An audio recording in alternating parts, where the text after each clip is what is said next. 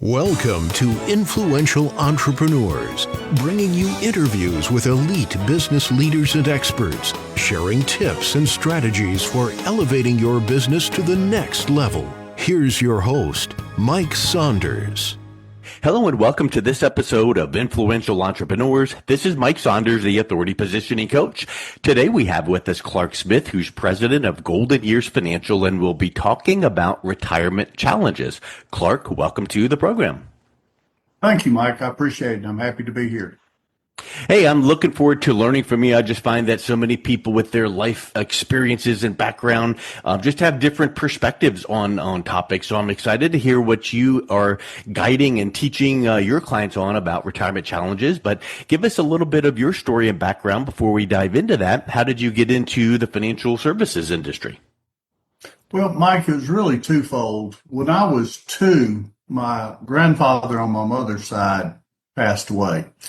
And my grandmother at the time, this was 1967, and she was relatively young. And by 1975, she was broke.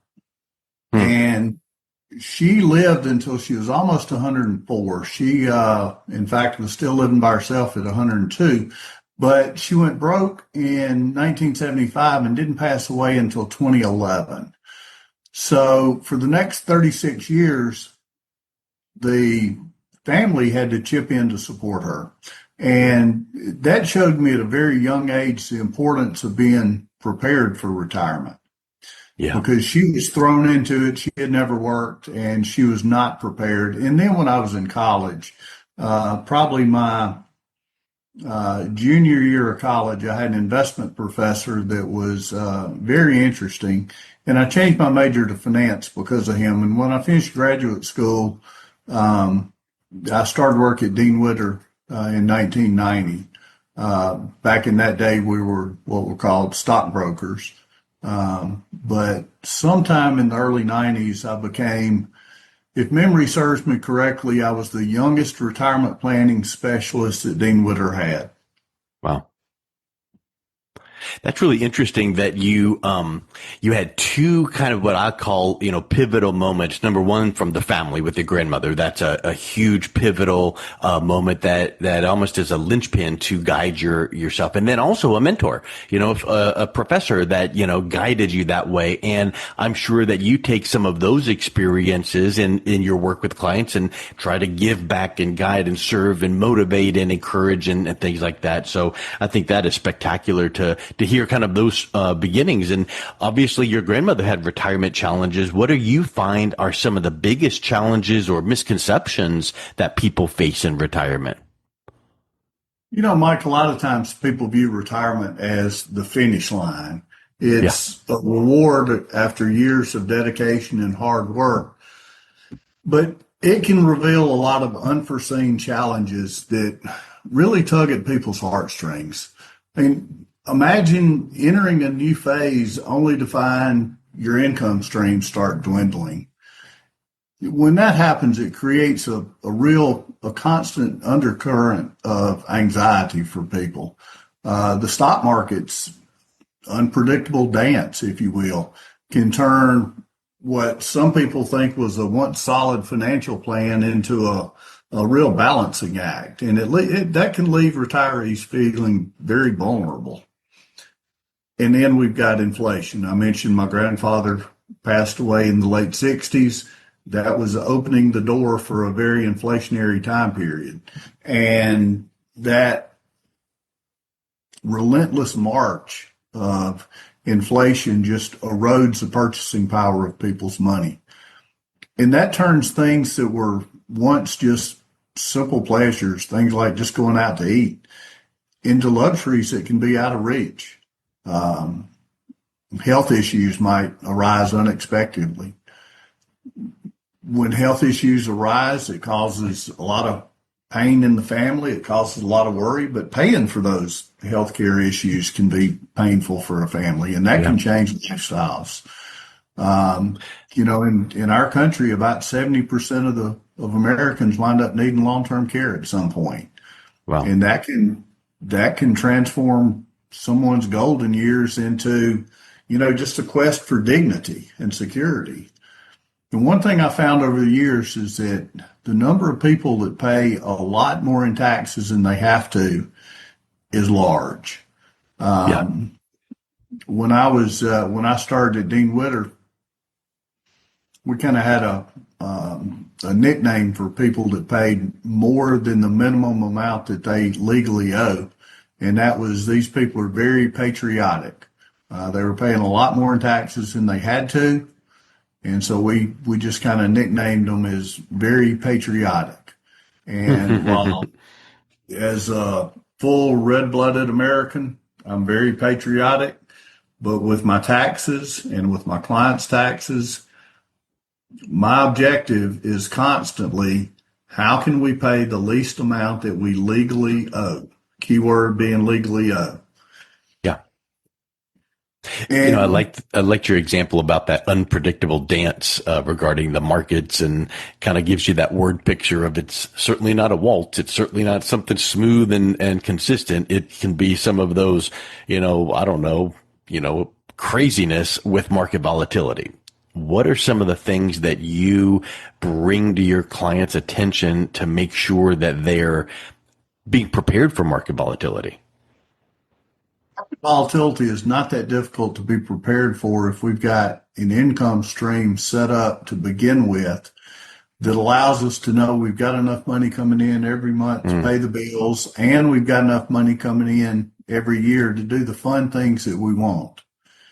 It's not just how much money does it take to pay the bills and that's how much income I need, because, if you think about it, when we retire, we typically have a list of things that we've always planned on doing.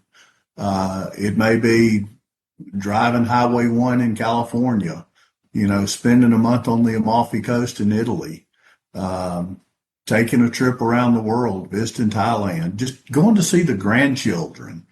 We typically have a list of things that we want to do that means we spend more than just enough to pay the bills. And when people have enough income set up that they can do what they want and pay the bills, market volatility becomes a different animal. Obviously, in retirement, we need to, kind of choke the volatility down on the portfolio to some degree. But to what degree, it often depends on how much income we have coming in. If we have enough income, we can often take a little bit more risk than if we don't have enough income. And it's different for everybody. I'm certain that you would agree with this. There is not one retirement plan template cookie cutter that works for everybody and you just dole it out to everyone. Nope. Everyone's got different needs, different income, different volatility, risk tolerances, all of those things. So you've got to have that vision of where that client, where you together come up with what does retirement look like. So that then you're given some good advice, not just here's something you could have downloaded off the internet. You need someone that's going to come alongside you and really give you that qualified quality of advice.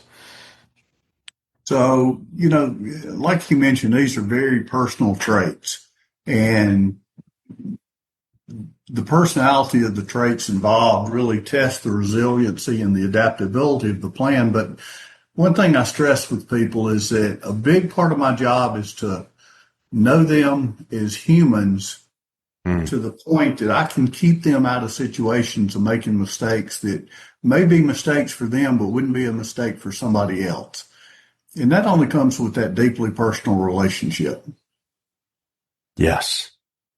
And I'm sensing a good measure of empathy layered in there, right? Because it's like you've got to care about people, care about their outcome, and you probably are projecting, your upbringing, your grandmother going, wow, I need to prevent that from happening to the next person and the next person. And you can't help everyone out there because you're only one person, but you can help this client and that client.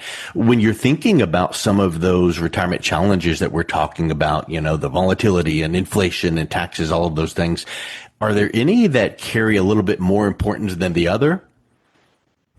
Income seems to carry more weight than others because, like I said earlier, if there's enough income, then the rest of the plan can look different than it has to look if there's not enough income. Mm-hmm. and properly addressing income. If you think about it, if you've got enough income coming in every month, you can handle most challenges that are thrown your way. Isn't that the truth? And Inflation reared its ugly head, and to one person, it just devastates them. To the other person, it's like, oh, that's kind of a bummer, but I've got plenty of income because I planned ahead. inflation affects different people in a different manner. If there's enough income, it doesn't really affect your lifestyle. If there's not enough income, a 10% increase in prices can be devastating. That's where you go from being able to go out to eat, once a week to going out to eat twice a week. Twice a month, once a month, every other month. The And stakes you worrying rise about it in between those times, having that stress and worry. Yeah. the stress, worry, angst, hand just wringing your hands over, can we afford this? I remember in college, for instance, my wife and I were married at a young age, and I had to do all the grocery shopping because I had the ability to kind of keep a running tab of how much money we were spending. So if we had $110, we didn't get up to the register and find that we had spent 120, and we were going to start putting stuff back. And inflation can cause that to happen for people. Yep. When we were talking about risk and volatility, you were saying that income and really impacts that, but yet these emotional challenges, when people are dealing with the pit in their stomach going, "Oh, I can't afford to do this or go out as often," it really challenges retirees in a way that they might not have expected. I would venture to say that most people would say, I expect retirement to be, rainbows and unicorns and wonderful. Talk a little bit about some of the guaranteed income solutions that you try to guide your clients to, not specific recommendations, but just the concepts of making sure that they're able to weather some of that risk and volatility with having, some guarantees and peace of mind. Yeah. So that's very dependent on how much money people have, as well as how much money they want to leave to the family at the end. One question I ask people routinely is, and this is in the beginning, to rank these three statements in order of importance. And typically only two of them are mutually exclusive, so only two get ranked. But we want to take care of our own retirement first. Is that the most important thing for you? We want to leave as much money as possible behind for the children. Maybe that's the most important thing. Or we want to enjoy our own retirement, and whatever's left at the end goes to the kids. Mm-hmm. And, some people even say, I want my last check to bounce. How income is set up in retirement is dependent in large degree on the answer to those questions. Because if somebody wants to leave the kids the most money possible, in that situation, there's a lower amount of income needed, and often, obviously a life insurance policy would be appropriate in that situation so that we can ensure that they leave the most money to the kids at the end. For people that want their last check to bounce, they would likely want more money in annuities because they're probably going to spend that principal, but the income is going to be guaranteed for their entire lifetimes.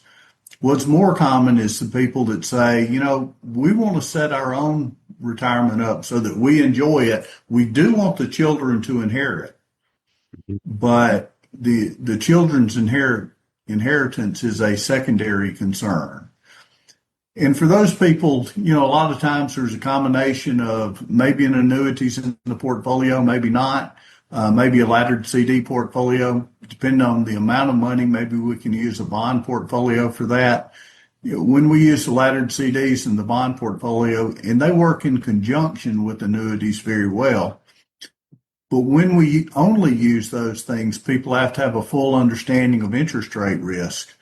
They can put money in expecting rates may be 5% when they start.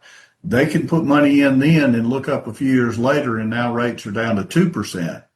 Well, to get the same income out, they have to make another deposit. I remember when I started in the early 90s, it was pretty easy to get 6-7% in tax-free municipal bonds.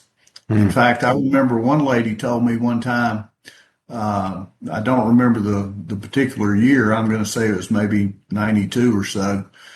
I was talking to her about a 6% tax-free municipal bond, and she told me she would never consider anything less than a 6.5% tax-free bond. And that landscape changed, and it's not come back since then.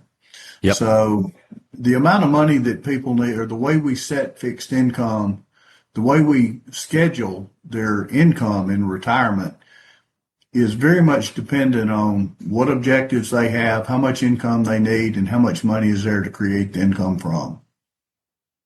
And what I love about those questions, and I'm sure you've got other, batches of questions that you use to guide your clients through the process of planning for retirement. It's like they're answering them, but you're listening to them through the lens of, okay, well, based on what they're saying, this is a recommendation. And probably when you make some recommendations, it's never a demand like you must do this, but it's, hey, how would you feel if this, and how would you feel about that? They seem to coincide based on the questions you're asking, based on their responses, and you're coming right back to them being congruent with what they're already answering. So it's so much different than just going in and talking to someone and all of a sudden going, here's your plan, and they feel like I barely met you. So I love that interaction, that questioning process. So a big part of it is in the beginning of the process. One question I ask people is, how closely does your current financial approach match the retirement lifestyle that you envision? And repeatedly, I have people say, and this is after a bit of reflection, they'll say, I really have no idea. And so from that standpoint, it's just a matter of, what steps could we naturally take to bring their visions closer to reality? Yeah. And you mentioned the concept of the take it or leave it plan. In graduate school, I had a class, it was a cases class, and we had to create plans for different situations, and you had to create 3 plans. And for every plan, you had to create the worst case scenario, best case scenario, and expected scenario. Mm-hmm. And I still take that approach when I'm building a plan. And the plan that I typically present to people is the one in which worst case scenario still gives them everything that they want in retirement. Sounds like you can't lose in that scenario if you've covered all those bases, huh? Covered them as well as possible. A 1968 to 1983 environment is a very challenging environment to take any plan through. Mm-hmm. But, that is the approach that we take.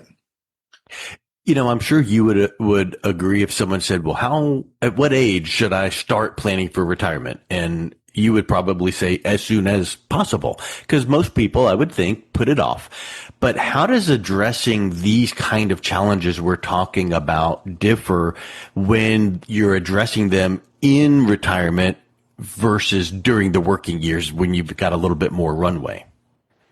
So I'm going to separate that into 2 distinct phases. We've got the accumulation phase and the distribution phase. Okay. And if I understand your question correctly, the accumulation phase is really pretty easy. We're just trying to accumulate as much money as possible during that time period.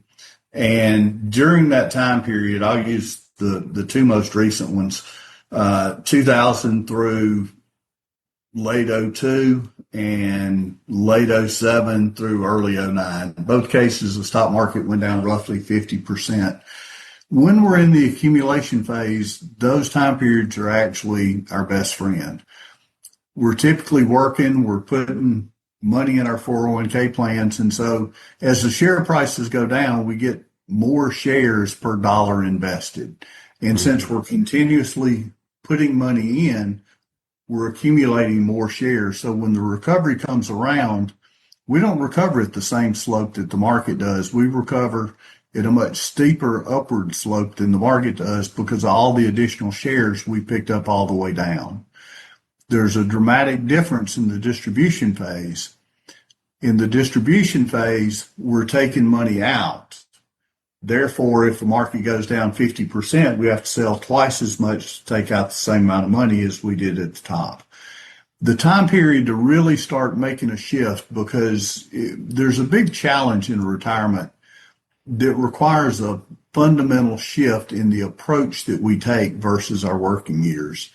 That shift really needs to start happening about 5 years before we retire. You know, when we're working, that regular paycheck acts as a safety net, cushions financial risk, and that the paycheck provides a real steady foundation.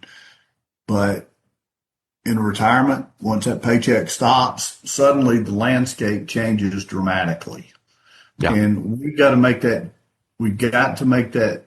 mental shift before we actually retire. Yeah. Yep. And it's not making that mental shift on a dime. It's like a gradual process, and knowing that you need to start a little bit ahead of time and kind of dip your toe in the water and make those changes and trust someone guiding you through the process. So I think that is, super, super important what we've been talking about here, Clark. If someone is interested in learning a little bit more about putting their retirement into perspective, what's the best way that they can learn a little bit more about what you offer and reach out and connect with you? Well, that's interesting. In the local area, we teach a retirement planning class. We teach it at local colleges and universities. And you mentioned a mentor earlier. And what I'm about to talk about now is often more true for men than ladies, but not necessarily. So I had a mentor in my career, and I think a lot of us have mentors that are really a lot like a lighthouse. They guide us through. We know that they're not going to steer us wrong. They're going to steer us in the right direction, and they're going to be there for us. There was a gentleman that was a mentor of mine beginning in the mid 90s. And he told me that, because I was talking to him at that time, I was still what most people would consider a stockbroker at that time, as most of us were in the industry. And I was talking to him about it at some point in my career, getting into retirement financial planning. And he told me then that when I got into retirement financial planning, I would meet with two types of people. I would meet with the type of person that is going to secure their retirement, and they were going to have the retirement that they wanted because they were going to take the steps necessary. And I would meet with people that were in the information gathering phase. And one thing he told me about people in the information gathering phase, and I found this to be consistently true, is the most difficult thing for them is to understand when it's time to go from information gathering to action. Yeah. Because, the best doors don't slam open. They typically gently sit there until someone recognizes that it's their turn to walk through the door. But sometimes those doors slam shut. And the challenge for some people is to recognize when that door is open and walk through it while it's open before it slams shut. Yep. Wow. Yeah. So before the external forces, maybe wind slams that door shut, or, the financial, environments slam that door shut, you need to gather that information, find that mentor, and reach out and take action. I think that is spectacular. I love that word picture and analogy. So what's the best way that people can reach out and connect with you, Clark? So the website is the best way. The website address is goldenyearsria.com. And it's important to keep in mind that making that transition, while it requires a new mindset, it transforms what could easily be a source of anxiety into an opportunity for empowerment and an opportunity for peace of mind. Mm-hmm. Because setting the portfolio up for retirement is just one of those little changes that really everybody hits sooner or later. And when we look back, things like this barely even register. And everybody I've ever dealt with, I believe, that's gone through that transition has said, I'm really glad I did this. Awesome. That sounds excellent. I thank you so much for coming on. I just love your perspectives, and I really appreciate your time, Clark. Mike, I do appreciate it. You've been listening to Influential Entrepreneurs with Mike Saunders. To learn more about the resources mentioned on today's show or listen to past episodes, visit www.influentialentrepreneursradio.com.